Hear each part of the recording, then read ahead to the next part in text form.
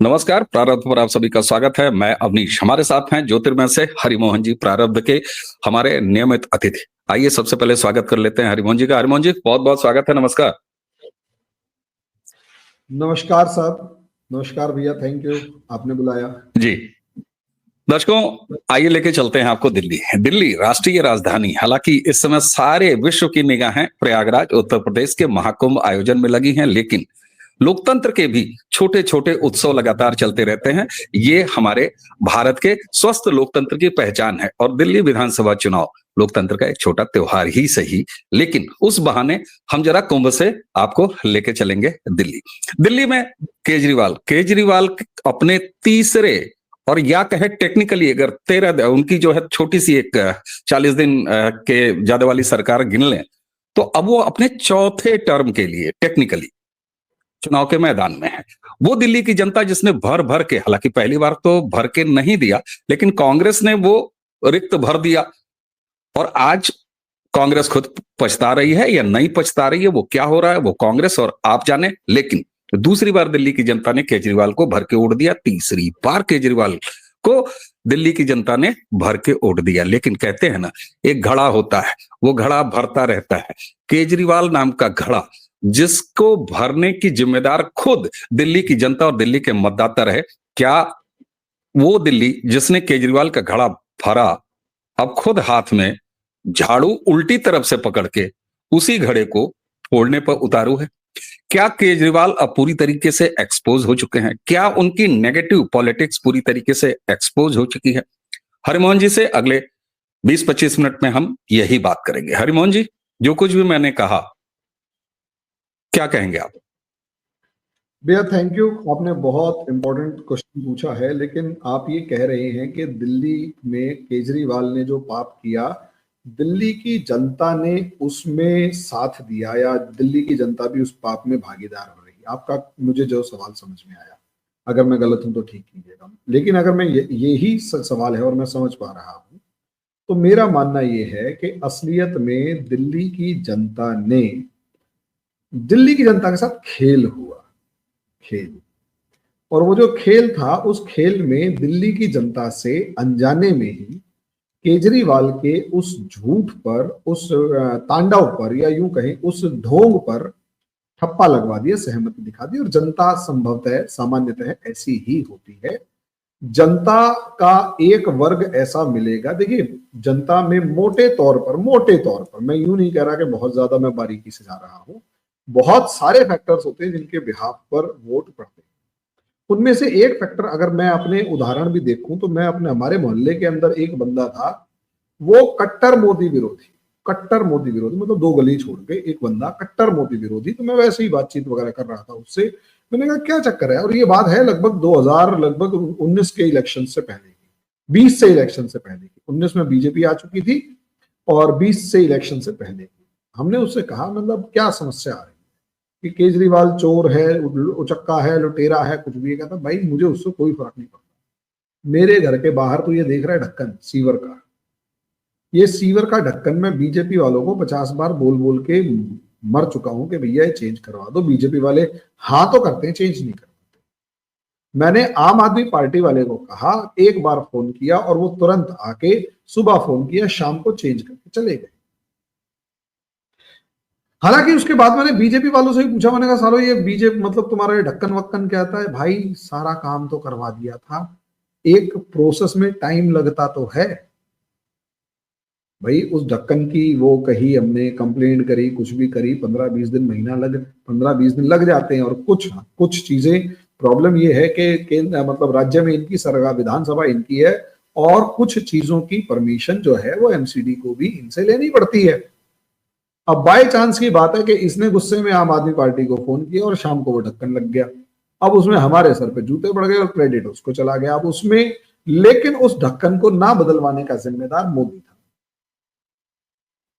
अब जब इस लेवल पर भी अगर वोट पड़ रहा हो, तो हमें अंदाजा लगाना चाहिए कि वोट जो है वो बहुत ही ग्राउंड लेवल पर बहुत ही अलग तरीके से पड़ता है। लेकिन इन जनरल भी हमें यह समझना होगा कि वोट का एक नेचर ये भी होता है कि आम आदमी, खासकर पंचायत चुनाव में, पंचायत चुनाव में तो वो देखता है कि मेरी दुश्मनी किससे, मेरी जाति वाला, मेरे घर का, मेरे सबसे करीब वाले स्फेयर में कौन आता है। पंचायत चुनाव में तो बंदा उसको वोट करता है, और अगर वो उसके सारे पंचायती उसके चुनाव में कोई भी नहीं आ रहा है उसके स्फेयर में, तब वो वोट करता है कि कौन मेरे फायदे का है या कौन सही, या कौन मेरे पक्ष में है, कौन मेरे विरोध में। अब गांव की पंचायती से उसे कोई खासा मतलब नहीं होता, उसे अपने से मतलब होता है, यानी वहां वो एक टिपिकली स्वार्थी बन के वोट दे रहा होता है। तो वहां जिसके जितने पर्सनल रिलेशन गांव वालों से, उतना ज्यादा उसके संभावनाएं, किसी भी इंसान की सरपंची की संभावनाएं ज्यादा होती है। वहीं अगर दूसरी तरफ हम लोग देखते हैं तो विधानसभा के अंदर साफ तौर पर लोग ये देखते हैं कि हमें सुविधाएं कितनी मिल रही हैं, इससे हमें फायदा कितना मिल रहा है, यानी 1000 रुपए महीना, 2000 रुपए महीना, 1500 रुपए महीना, फ्री बिजली, फ्री पानी, फ्री वाईफाई, फ्री सब चीजें फ्री। तो विधानसभा में माइंडसेट ये होता है और लोकसभा में माइंडसेट टोटली डिफरेंट होता है। लेकिन दिल्ली में खेल क्या हुआ था हमें ये समझना होगा। 2009 के बाद ये समझ में आ चुका था कि दिल्ली के अंदर घोटालों की बरसात, चाहे वो कॉमन, और सबसे बड़ा दिल्ली के जनता पर जो असर था वो कॉमनवेल्थ गेम्स में हुआ घोटाला। ऐसा नहीं है कि दिल्ली में तरक्की नहीं हुई थी भैया, दिल्ली में शीला दीक्षित ने 98 से लेकर और 2013 तक जो तरक्की करी थी वो तूफानी तरक्की। 67 तो फ्लाईओवर्स बनवाए, अंडरपास बनवाए, पुल, मतलब जो भी था सब चीजें बनाई। और जो भी आज के दिन दिल्ली में हम साफ सफाई से लेकर हर चीज देख रहे हैं, जो भी सब देख रहे हैं, वो सब काम शीला दीक्षित के हैं। लेकिन कई बार क्या होता है कि अल्टीमेटली कांग्रेस जो है वहां वो जितने ज्यादा भ्रष्टाचारों में फंसी हुई थी, उसमें कांग्रेस की प्रायोरिटी जो थी वो कैसे भी करके गांधी परिवार को बचाना था।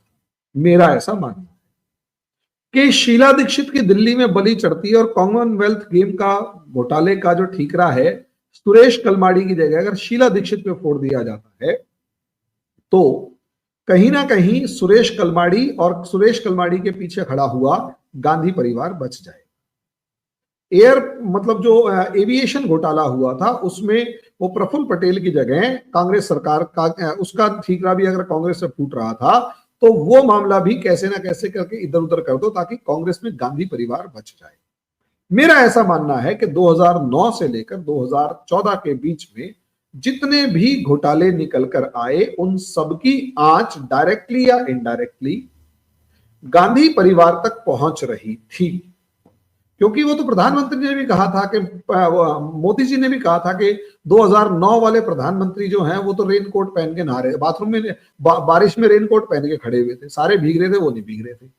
इसका मतलब है कि तुम भले ही सूखे रह गए लेकिन तुम उस बारिश में खड़े थे, तुम्हारे ऊपर जो है छींटे तो तुम्हारे ऊपर भी आए हैं, जिम्मेदार तो तुम भी थे। लेकिन असलियत में मेरे हिसाब से मोदी जी जो भी कह रहे थे वो कंटेक्स्ट जो था उसको देखा जाए, मतलब सिचुएशन, सर्कमस्टेंसेस, तो वो मनमोहन सिंह जी पे फिट बैठ रही थी। लेकिन उसके पीछे अगर हम खुदाई करेंगे तो हमें सोनिया गांधी का नेशनल जो एडवाइस NAC जो है वो दिखाई देगी और उसमें बैठे हुए लोग दिखाई देंगे और जो भ्रष्टाचारों की आंच है वो कांग्रेस पर दिखाई देगी, इसमें कोई दो राय नहीं है। अब इस चीज का फायदा, इस चीज में कांग्रेस जब डूब रही थी तो केजरीवाल, अन्ना हजारे एंड पार्टी, फिर केजरीवाल, RSS ने उसके अंदर हाईजैक कर लिया और हाईजैक करने के बाद पूरा का पूरा अपनी सेंटर में गवर्नमेंट बना गए। अब खेल यहां से शुरू होता है। 2013 में दिसंबर में जब इलेक्शन हुए थे तो उन इलेक्शंस में असलियत में बीजेपी का वोट परसेंटेज नहीं बढ़ा था, हमें समझना होगा।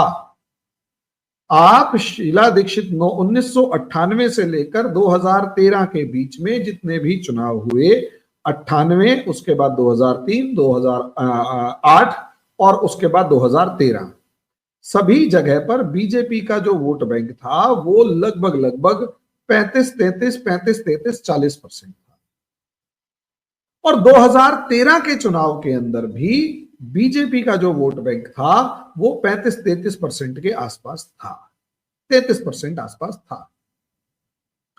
बल्कि क्यों था वो? क्योंकि बीजेपी का वो मिडिल क्लास वोट बैंक बिल्कुल टिपिकली बीजेपी के साथ मजबूती के साथ खड़ा था। लेकिन बीजेपी की मुसीबत ये थी कि दिल्ली के चुनावों में वो वोट बैंक जो था वो बीजेपी के साथ था, लेकिन जो पुराना वोट बैंक था वो शीला दीक्षित से अभी बहुत ज्यादा नाराज नहीं था। और शीला दीक्षित के सामने हर्षवर्धन उतने एग्रेसिव नहीं थे, और केजरीवाल ने बहुत ही सोफिस्टिकेटेड मैनर में जिस तरीके से शीला दीक्षित पर हमले किए, 300 पन्नों की वो जो एक स्कूल की मार्कशीट की लिस्ट लेकर घूम रहा था और ये कह रहा था कि देखो मेरे पास 300 पन्नों के सबूत हैं, मैं मुख्यमंत्री बनते ही शीला दीक्षित को गिरफ्तार करवाऊंगा, और न जाने कौन कौन सी कहानियां सुना रहा था। लोगों ने, हर्षवर्धन भले ही ईमानदार थे, वोकल नहीं थे, और केजरीवाल के सामने बिल्कुल भी वोकल नहीं थे, तो लोगों ने भले ही शीला दीक्षित से नाराजगी दिखाई, कांग्रेस ने शीला दीक्षित को एक तरीके से पॉलिटिकली मरने के लिए छोड़ दिया, और केजरीवाल जो भेड़ियों की तरह उस पर चिपटा हुआ था कि कांग्रेस सिर्फ अपना दामन बचाने और राहुल गांधी और सोनिया परिवार, गांधी परिवार को बचाने में लगी हुई थी कि केजरीवाल कितनी मर्जी गालियां सोनिया शीला दीक्षित को बकले, लेकिन गांधी परिवार पर आंच नहीं आनी चाहिए। तो ये चीज अगर दबे मन से पूछेंगे तो शीला दीक्षित के परिवार के लोग मानते हैं कि शीला दीक्षित को मरने के लिए छोड़ दिया।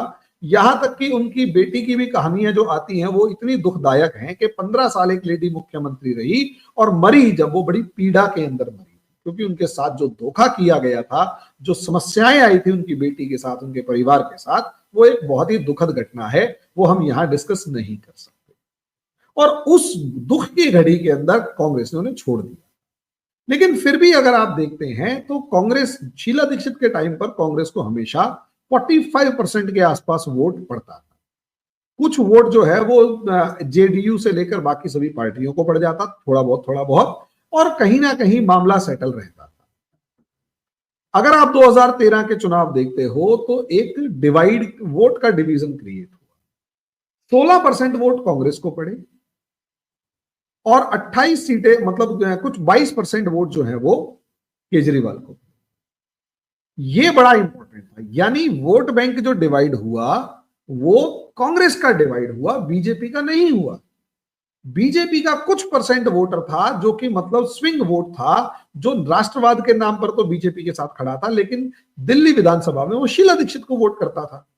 यही रीजन है कि 1998 में दिल्ली हारने के बावजूद बीजेपी जो है वो अच्छी खासी पोजीशन में थी। हालांकि 1998-99 के अंदर बीजेपी दिल्ली भी हार चुकी थी या कुछ ऐसा मामला था, मुझे वो एग्जैक्ट फिगर याद नहीं। अब आप सोचिए, वोट जो डिवाइड हुआ था वो कांग्रेस का हुआ था। अब कांग्रेस जो थी, यहां पर कांग्रेस ने शीला दीक्षित के साथ दोबारा धोखा किया, और यहां बीजेपी ने खुद के साथ धोखा किया।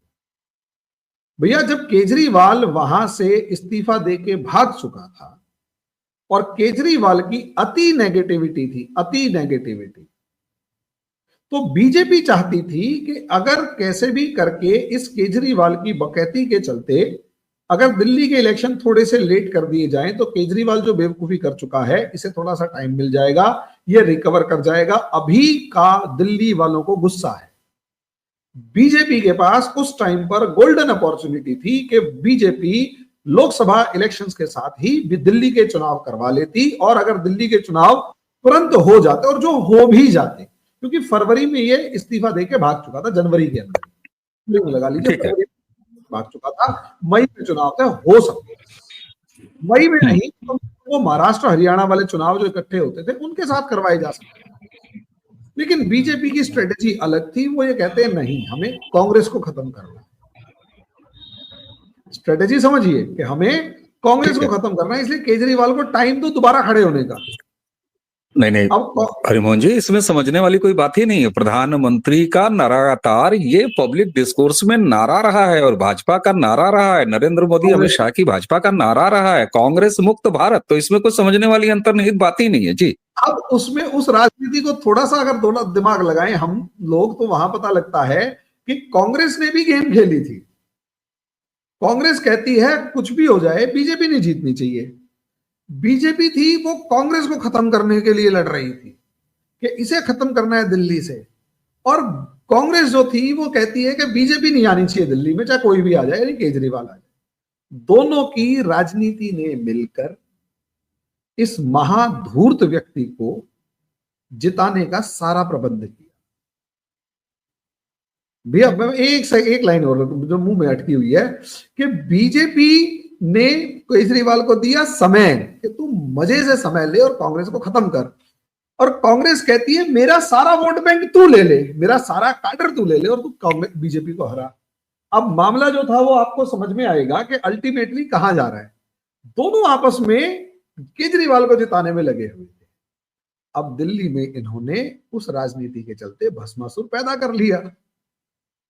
ये भस्मासुर ही तो है भैया कि एक तरफ वो केजरीवाल को, दोनों के दोनों केजरीवाल को जिताने में लगे थे, और यहाँ उम्मीद थी ठीक है, नया नया वो खंभों पे चढ़ने वाला, बिजली पानी ठीक करने वाला बंदा है और ये इसको हम कभी भी उठा के पटक देंगे। केजरीवाल मेरा आदमी है, उन्हें पता है कि भैया मैं इतनी जल्दी तो अब ये मुझे भगाएंगे अगली चुनाव में, तो मुझे एक काडर खड़ा करना है। देखो तीनों के बीच में भी डिफरेंस देखिएगा।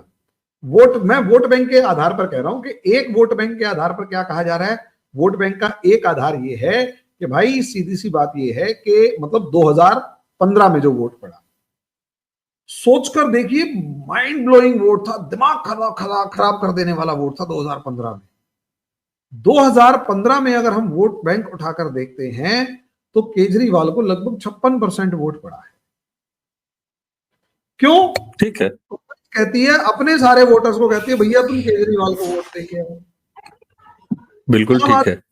बीजेपी कहती है केजरीवाल तू जितने बंदे इकट्ठे कर सकता है इकट्ठे कर। और हाँ, केजरीवाल के क्रांतिकारी भाषणों से प्रभावित होकर बड़ी नंबर में जो बीजेपी का वोटर था उसने भी केजरीवाल को वोट दिया। रही सही कसर, केजरीवाल माफी मांगता फिर रहा है, फ्री बिजली फ्री पानी। ठीक बात, केजरीवाल आ गया, अब वो भस्मासुर, अब लड़ाई यहीं से शुरू होगी। तो ये समझ में नहीं आया कि ना तो बीजेपी ना कांग्रेस अब तक इन्हें केजरीवाल की इस बात को समझने में 10 साल क्यों लगते हैं। एक स्थिति आपके सामने रख रहा हूं हरिमोहन जी, आपने बहुत विस्तार से केजरीवाल की दिल्ली की राजनीति या ये कहिए कि भारत की राजनीति में उभार और उसमें भारतीय जनता पार्टी हो और चाहे कांग्रेस हो, उनकी आपस की टसल में एक तीसरे का उभार, ये आपने बड़े विस्तार से समझाया। मैं आपको अब आज की जमीन पर ले आता हूं। चलिए आ जाते हैं। मैंने ये माना कि कांग्रेस ने अपना पूरा का पूरा वोट बैंक उठा के ट्रांसफर कर दिया। बीजेपी ने कहा कि अगर कुछ कम पड़े तो केजरीवाल मुझसे भी ले जाओ। मैं सहमत हूं क्योंकि ये रिजल्ट्स बताते हैं और केजरीवाल का उभार बताता है। ठीक है साहब।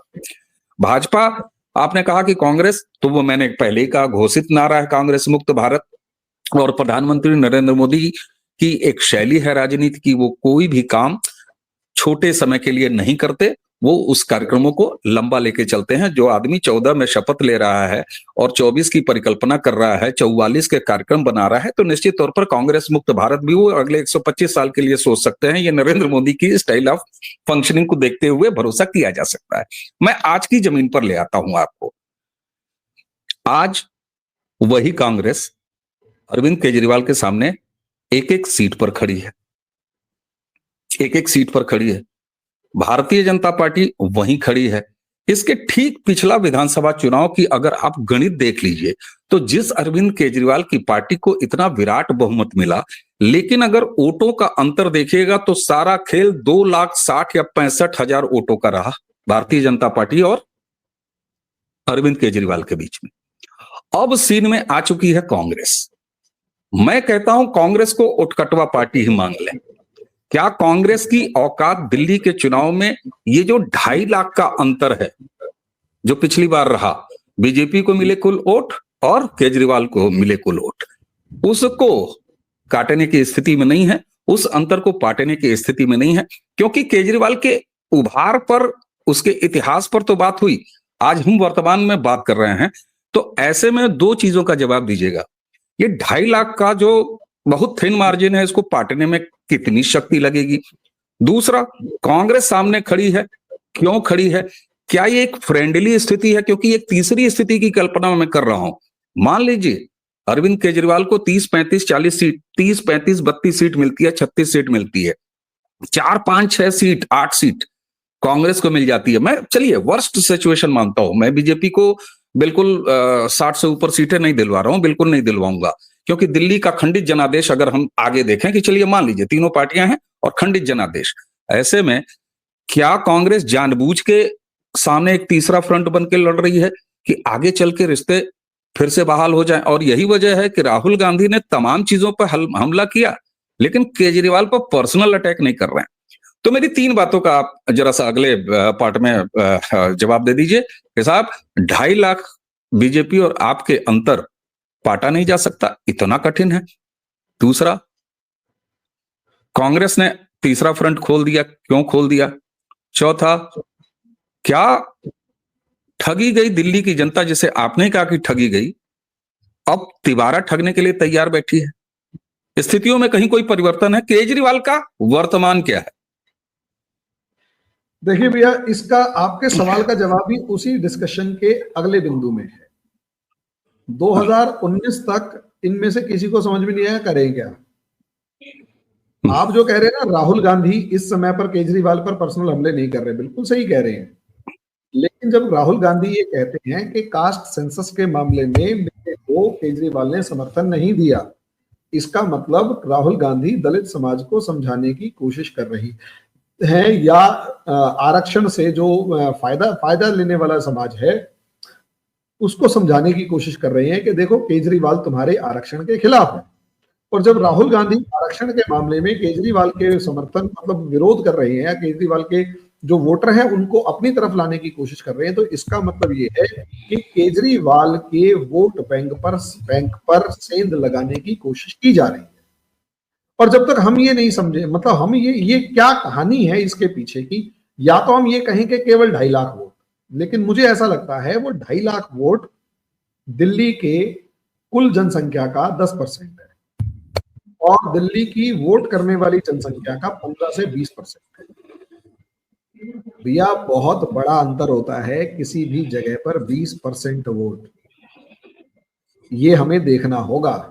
हरियाणा की पॉपुलेशन 2.5 करोड़ के आसपास है और उसके अंदर 1% का फर्क है, और यहाँ वो 10% का फर्क है। 2.5 लाख कहना और 10% कहना, दोनों में आपको सेंस अलग ही समझ में आ जाती है कि ये सबसे बड़ा फर्क मैंने मान लिया हरिमोहन जी। मैं उसी पे आ रहा हूं। छोटी सी चीज आपके सामने रख दूं खाली, मैंने मान लिया ये 10% जब परसेंटाइल में ले जाएंगे तो 10% 15% आ जाता है, लेकिन केजरीवाल को इतना विराट बहुमत जो मिला पिछली बार, अगर इनकी जीत का मार्जिन देखिए, कहीं 2,000, कहीं 3,000, कहीं 2,500, कहीं 3,500, इससे ज्यादा का नहीं है। और कांग्रेस अब जिस मजबूती से, वो क्या कर पाएगी नहीं कर पाएगी ये दूसरी बात है, लेकिन जिस मजबूती से चुनाव लड़ते हुए दिखाई दे रही है, ऐसे में क्या ये अंतर इतना भी बड़ा अंतर हो सकता है क्या? वही चीज मैं कह रहा हूं कि 2.5 लाख वोटों को जब आप 70 विधानसभा में डिवाइड करते हैं, तो वो ऑन एन एवरेज अंतर जो है वो मेरे हिसाब से लगभग 3,500-4 हजार वोट के बीच का पड़ता है ऑन एन एवरेज। लेकिन हमें ये समझना होगा, बहुत सारी सीटें ऐसी होती हैं जहां टफ फाइट है, जहां टफ फाइट है, हो सकता है वहां अंतर 500-700 सीटों का हो, तो वहां कांग्रेस बहुत इफेक्टिव प्रूव हो। लेकिन जहां पर वही ऑन एन एवरेज से हटकर अगर देखें सीट वाइज, और वो अंतर 5,000 से क्रॉस कर रहा हो, तो वहां पर कांग्रेस इफेक्टिव प्रूव नहीं हो। और ये जो चीज है, ये इस चीज पर डिपेंड करती है कि कांग्रेस मुस्लिम वोटों में कितनी सेंध लगाती है, कांग्रेस झुग्गी झोपड़ी वोट बैंक में कितनी सेंध लगाती है, कांग्रेस दलित वोटों के अंदर कितनी सेंध लगाती है। केजरीवाल कुछ गलतियां कर चुका है, पूर्वांचलियों को जिस तरीके से उसने उल्टा सीधा बोला और जिस तरीके से बीजेपी ने उसे मुद्दा बनाया, केजरीवाल उससे बैकफुट। मुसलमानों के मामले में कांग्रेस ने जो काम किया, मौलाना साजिद रशीदी को केजरीवाल के घर के बाहर धरना दिलवा दिया, उससे मुसलमानों का एक वोट बैंक शिफ्ट होगा। लेकिन सवाल ये है कि केजरीवाल एक काम कर चुका है, जब इन्होंने, मैं ये कहूंगा कि असलियत में जब बीजेपी और कांग्रेस ने खेलना शुरू किया था, केजरीवाल अपनी बिसात बिछा के तैयार थे, और जब तक ये लोग होते हैं भैया, एक सेकंड, जब तक वो एक्टिव हुए तब तक केजरीवाल अपनी सारी गोटियां फिट कर चुका था। केजरीवाल लोगों के दिमाग से ये बात हटा चुका था कि केजरीवाल के ऊपर भ्रष्टाचार के आरोप है। इस समय पर आप एक चीज ध्यान दें, केजरीवाल के शीश महल का मुद्दा उठाने की कोशिश की जा रही है और केजरीवाल ने उसका जो रिप्लाई दिया है राजमहल से, शीश महल वर्सेस राजमहल से, ठीक है, और ओपन चैलेंज करते हुए कहा है और एग्रेसिव मैनर में कहा है। तो देखिए एक्चुअली क्या होता है ना, एक इंसान जब वोट डाल रहा होता है तो वो अपने आप को सही सिद्ध करने का बहाना ढूंढता है और केजरीवाल ने उसको अपने आप को सही सिद्ध करने का बहाना दे दिया। केजरीवाल ने स्पष्ट शब्दों में ये कह दिया कि देखो भैया, मैंने अगर शीश महल बनाया, जो कि ये झूठ बोल रहे हैं, मैं भी अपने शीश महल का रिकॉर्ड दिखा देता हूँ, ये राजमहल का रिकॉर्ड दिखाते, उसमें 700 करोड़ रुपए की तो टनल, 427 करोड़ रुपए की तो एक टनल बनाई है प्रधानमंत्री ने। हरिमोहन जी, इस चीज को अभी अब देखो, एक कहना चाहूंगा, एक आदमी बहाना ढूंढ रहा है कि यार केजरीवाल ने सही में शीश महल पे खर्चा किया होगा, तो केजरीवाल का बंदा वहां जाके कहता है भाई एक बात बताना, हमने तो 45 करोड़ रुपए का झूठ बोल रही हैं, कहीं कोई रिपोर्ट में नहीं है, कैग वो छुपा चुका है, लेकिन तू ये देख कैग रिपोर्ट के अंदर 427 करोड़ रुपए तो मोदी ने स्पेशली अपने लिए टनल खुदवा दी। अब उसके बाद आप, मैं, बीजेपी का कार्यकर्ता, यहाँ तक कि प्रधानमंत्री भी आके उसको समझा दे कि भाई वो प्रधानमंत्री की सड़क है, मेरी कोई अपनी प्रॉपर्टी नहीं है। लोग कहेंगे केजरीवाल तो ऐसा ही है। ये चीज असलियत में केजरीवाल ने दिल को तसल्ली देने के लिए आम जनता को, जो उसका वोटर है, जो थोड़ा सा उसका मन डगमगा रहा था बेईमानी के नाम पर, उसको न्यूट्रलाइज कर। आज के दिन बीजेपी के पास, एक लाइन, बीजेपी के पास आज के दिन केजरीवाल के ऊपर भ्रष्टाचार का आरोप लगाने के मामले में शीश महल से आगे कोई मुद्दा नहीं है। अब मुझे ये बताओ, मतलब फिर बीजेपी यहाँ तो फ्लॉप होती हुई नजर आ रही है। उसके बाद राहुल गांधी ने, जी हरिमोहन जी, मैं जब पिछले 26 मिनट से आपसे बात कर रहा हूं, 27वां मिनट पूरा होना है हरिमोहन जी, मैं भारतीय जनता पार्टी की जीत की राह प्रशस्त करने के लिए नहीं खड़ा, मैं उसे ना मेरा एक मिनट आप निकाले, मैं तो सच्चाई बता रहा हूं, खेल क्या हो रहा है। मैं देखिए, इलेक्शन में खेल कैसे होता है, हरियाणा पे हम लोगों ने बड़ी स्पष्टता से बात किया, इतना ही महीन खेल हरियाणा में भी था।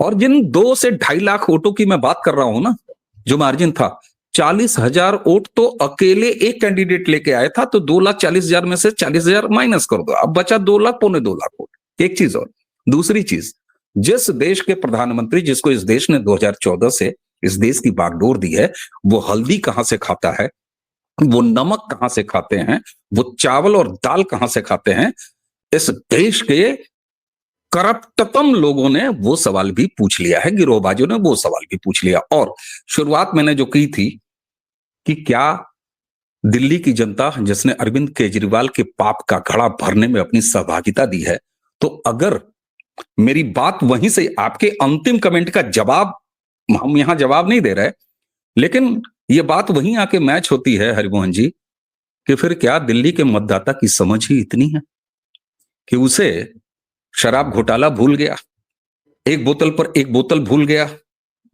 क्या दिल्ली के मतदाता की मानसिकता पंचायत चुनाव से आगे की नहीं है? जब मैं ये कहता हूं कि क्या अरविंद केजरीवाल के पाप का घड़ा भरने में दिल्ली का मतदाता भी शामिल, तो आपने जो कंक्लूजन निकाला कि कोई असर नहीं है, उसने प्रधानमंत्री की सड़क की बात खड़ी कर दी है। क्या दिल्ली की जनता वो पाप का घड़ा खुद नहीं भर रही है? अगर ऐसा है तो, जैसा हरिमोहन जी कह रहे हैं, मैं चाहूंगा अंतिम टिप्पणी आपकी। भैया, हरियाणा चुनाव में हमें जो बात डिस्कस कर रहे थे, उसमें एक फैक्टर था, और उस फैक्टर की वजह से पूरा का पूरा जो मीडिया था वो उस बाकी चीजों को इग्नोर कर रहा था, और वो फैक्टर था हुड्डा के वोकल, जो क्या कहते हैं, वोकल सपोर्टर्स। हुड्डा को जो शोर शराबा मचाने वाले वोकल सपोर्टर्स थे, जो हुड्डा को खुलकर सपोर्ट करते थे, वो एक बड़ा फैक्टर था। ये मैं यहाँ खुद सबसे बड़ा सर, वहां तो हुड्डा के सपोर्टर्स थे महाराज, यहाँ तो खुद धूर्त केजरीवाल है, उससे बड़ा वोकल कौन है? नहीं नहीं नहीं नहीं, आप समझिए, बीजेपी का वोटर वहां शांत था, नॉन चार्ट वोटर जो हरियाणा में था वो बिल्कुल शांत था, तो वो अंडर करंट को कोई नहीं पहचान पाया। हम जो कैलकुलेशन कर रहे हैं उसमें यहाँ पर उल्टा है, यहाँ पर दिल्ली का मिडिल क्लास जो है, वो कीबोर्ड वॉरियर जो बैठा हुआ है, वो सोशल मीडिया को तूफान मचाए हुए है। अगर इस सोशल मीडिया के तूफान को आप दिल्ली की झुग्गी झोपड़ी में रहने वाले एक गरीब मजदूर से, एक काम वाली बाई से, किसी छोटी सी एक फैक्ट्री में काम करने के लिए 10,000 रुपए काम करने वाली एक लेडी से, जिसके पास बटन वाला फोन है, एंड्रॉयड फोन उसके पूरे घर में नहीं है, वो अगर कैलकुलेट करके बैठी हुई है, आप इस चीज देखो, मैं रिजल्ट क्या आएगा मैं नहीं जानता, लेकिन मुझे जो दिल्ली दिखाई दे रही है मैं उसकी बता रहा हूं। मैं नाउम्मीद नहीं हूं, बीजेपी बहुत ताकत लगा रही है, लेकिन अभी मैं बीजेपी की, हरिमोहन भाई, मैं बीजेपी की उम्मीद जगाने का भी ठेका मैंने नहीं लिया है, हम वो काम ही नहीं कर रहे। एक लाइन ये है कि अल्टीमेटली एक बहुत सिंपल सा लॉजिक एक बंदे ने बताया, कहता यार सिंपल कैलकुलेशन करके बताओ, 2100 रुपए का वादा किया है कि हाँ किया है, बीजेपी कर रही है कि नहीं कर रही। घर के अंदर 3 महिलाएं हैं, 3 महिलाएं ने 2100 2100 2100 6300 रुपए का कैलकुलेशन किया, 72,000 रुपए साल के, 1 तोला सोना हरिमोहन जी में आ गया। आप फिर मुझे रोकेंगे। मैं पिछला, इससे ठीक पिछला वीडियो जो दिल्ली चुनाव पर हमारी आपकी हुई थी, ये सारी बातें आपने डिटेल में बताई थी, मैं इसी वीडियो के डिस्क्रिप्शन में उसको भी लगा दूंगा। सवाल ये उठता है कि हम केवल और केवल ये, हम किसी की, कांग्रेस क्या करेगी, केजरीवाल क्या करेगा, उसका वोटर क्या करेगा, बीजेपी क्यों नहीं आगे बढ़ रही, हमारा कोई लेना देना नहीं। हम जनता के सामने, हम अपने दर्शकों के सामने अगर दिल्ली के विधानसभा चुनाव के हवाले से बातचीत रख रहे हैं, आपसे कर रहे हैं, तो हमारा मकसद सिर्फ इतना है कि क्या अरविंद केजरीवाल की फ्रीबीज की राजनीति को ही स्वीकारती रहेगी दिल्ली? स्वीकार ले, चौथी बार स्वीकार ले, हमारा आपका क्या? 72,000 आप जो गिना रहे हैं, हमारा आपका क्या? लेकिन वो सवाल मेरा शुरुआत वाला फिर रहेगा कि घड़ा खुद भर रही है, भरने में शरीक है अगर ऐसा कर रही है। और एक बार फिर कहूंगा कि यदि ऐसा है तो दिल्ली की जनता, मतदाता की मानसिकता नगर निगम और पंचायत चुनाव से ऊपर की मुझे नहीं दिखाई देती। मैं नहीं जानता दर्शक क्या कहेंगे, लेकिन कंक्लूजन में एक चीज, लास्ट लाइन एक जरूर कहना चाहूंगा कि हाँ, अगर राहुल गांधी पिछले 2 दिन से जितने एक्टिव रहे हैं, 5 फरवरी तक पूरी ताकत लगा दें तो बीजेपी 35 से 40 के बीच में जाती हुई नजर आएगी। अगर पूरी ताकत, ये हमारी पूरी कैलकुलेशन का या गणित का एक जो पार्ट है, अगर राहुल गांधी यही कैलकुलेशन लगाते रहे, क्योंकि भैया असलियत में वोट शिफ्ट जो है, अगर सीट वाइज देखा जाए, 5-5 हजार वोटों का भी अगर हो जाता है, यानी कांग्रेस 2,500 का सवाल रखा है, आप 5,000 जा रहे हैं, तब तो आप बीजेपी को लैंडस्लाइड विक्ट्री दिला रहे हैं महाराज। मैं तो 2,500 वोटों की बात कर रहा हूँ। 35,000 से 40,000, 35 से 40 सीटों के बीच में बीजेपी आराम से जाएगी, राहुल गांधी ऐसे ही लगे रहे तो। और इससे राहुल गांधी, अभी तक हम कंफ्यूजन में थे कि क्या कांग्रेस बीजेपी मोदी को हराना चाहेगी या केजरीवाल। कांग्रेस गेम चेंजर ये है, या खुद नहीं जीतेगी, हराएगी। मायावती और काशीराम वाली बात कि हम जो है वो हराएंगे, नहीं, बिल्कुल ठीक बात है। और एक चीज और, मैं इस में पहुंचता हुआ नजर आ रहा हूं, राहुल गांधी और जो कर रहा है, ठीक बात है। और एक चीज दर्शकों जो मुझे समझ में आती है हरिमोहन जी से इतनी बातचीत करने के बाद, मैंने पहले ही कहा, बार बार कहा, एक बार फिर कह रहा हूं, इन तीनों पार्टियों कांग्रेस, बीजेपी, आप, दिल्ली के साथ इनका क्या रिश्ता रहेगा चुनावी, हम किसी की जमीन तैयार करने के लिए नहीं बैठे। लेकिन अगर कांग्रेस तीसरे फ्रंट के रूप में वहां सामने खड़ी है, तो दिल्ली के चुनाव की गणित बताती है कि 40,000 अकेले एक मतदाता, यानी कुल मामला बना 1,60,000 वोट का, और अगर पर सीट बांट देते हैं इसको, 2,500 वोटों का मामला नजर आता है। ऐसे में राहुल गांधी केजरीवाल के साथ क्या करने वाले हैं, उनके पास एक वजह है, क्योंकि कांग्रेस जिस तरीके से हर प्रदेशों में खत्म हुई है, अगर यहां पर उत्तर प्रदेश में जातिवादी राजनीति करने वाली सपा मौजूद है, बिहार में अगर जातिवादी राजनीति करने वाली आरजेडी मौजूद है, अगर पश्चिम बंगाल में क्षेत्रीय राजनीति करने वाली ममता बनर्जी हैं, तो उसी तरह का एक लोकल छत्रप वो दिल्ली में केजरीवाल है। और लोकल छत्रपों ने कांग्रेस का सत्यानाश किया है। संभवतः अगर ये कांग्रेस को समझ में आ गया है, तो कांग्रेस के लिए पहला सवाल मोदी को हराना नहीं है, क्योंकि राहुल गांधी 2014, 2019, 2024 में उनकी बिसात नहीं हुई राजनीतिक वो मोदी को हरा पाए। संभवतः कांग्रेस अपनी खोई जमीन या अपने दुश्मनों को पहचान चुकी है कि दरअसल जिनको हम अपना दोस्त बना के लेके मोदी से भिड़ने चले थे अंदर खाने, वो हमें खा रहे हैं। क्या उत्तर प्रदेश, क्या बिहार, क्या पश्चिम बंगाल, क्या महाराष्ट्र और क्या हरियाणा और क्या दिल्ली। तो मुझे लगता है कि अब कहीं जाके राहुल गांधी वाली कांग्रेस को अपने वजूद बचाने की राजनीति नजर आ रही है। मोदी से लड़ना तो बड़ी दूर की कौड़ी है, ये देश की जनता ने 14, 19, 24 में बता दिया है। हरिमोहन जी, आपके अंतिम टिप्पणी। एक लास्ट में ये जरूर कहना चाहूंगा जो मैं पहले से बताना चाहता था कि असलियत में 2014 में जिस तरीके से बीजेपी और कांग्रेस ने अपना वोट केजरीवाल को देकर उसे जिताने की कोशिश करी, पहली बार मुझे 2024 में 25 में नजर आ रहा है कि दोनों पार्टी अपना अपना वोट वापस छीन के केजरीवाल को हराने नहीं, खत्म करने के लिए लगे और दोनों कहीं ना कहीं पूरी ताकत लगा।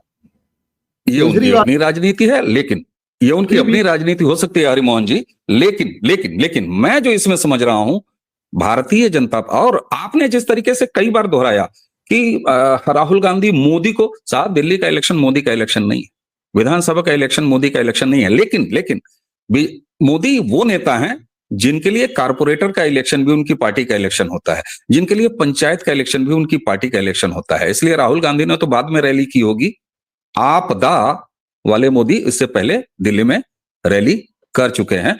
इसलिए मुझे जहां तक लगता है कि कांग्रेस दिल्ली की जमीन पर जिस तरीके से खड़ी है, उसने कहीं ना कहीं अब यह समझना शुरू कर दिया है कि मुझे क्षेत्रीय दलों से ज्यादा नुकसान है।